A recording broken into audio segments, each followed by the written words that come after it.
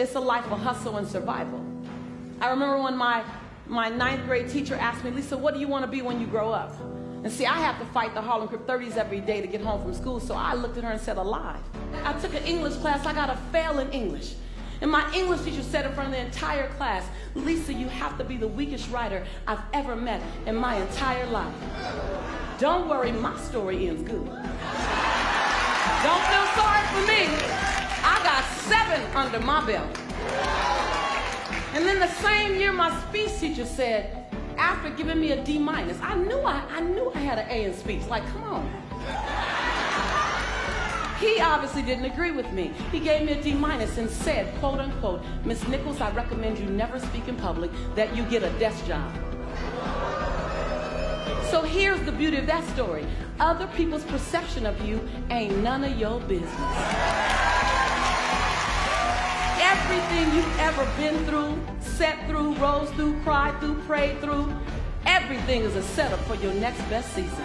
And the way you forgive the perceivingly unforgivable, the way you love the perceivingly unlovable, the way you accept what seems to be unacceptable, the way you embrace after you've been betrayed, the way you do that is the way you will lead us.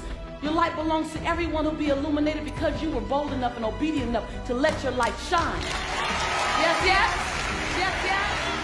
And every time you cross someone's path and they can't handle your light, you know those people that they try to give you reasons why you should tone it down a bit.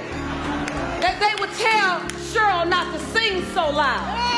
Right, right, right. They would tell me to shut up in class. They tell you you're kind of strange. You know those people. Dream snatchers, vision busters. Don't be mad at them. They can only love you to the capacity in which they're able to love themselves. Don't be mad at them.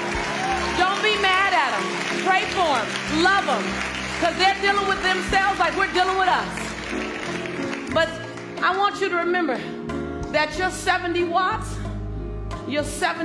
has to be turned way up.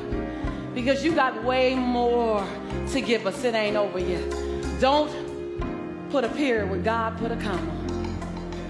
And when you turn it up to 159 watts, you know, you keep turning it up. You stop dimming your light. You say, today is the first day of the rest of my life. You turn it up.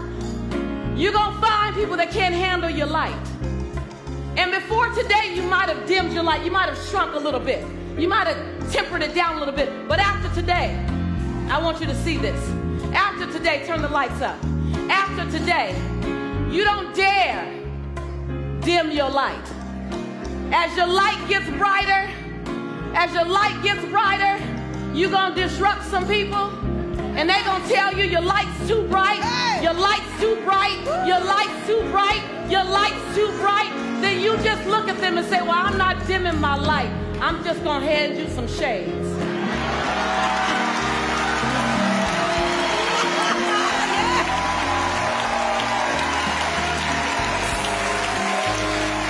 I'm just saying, why don't you start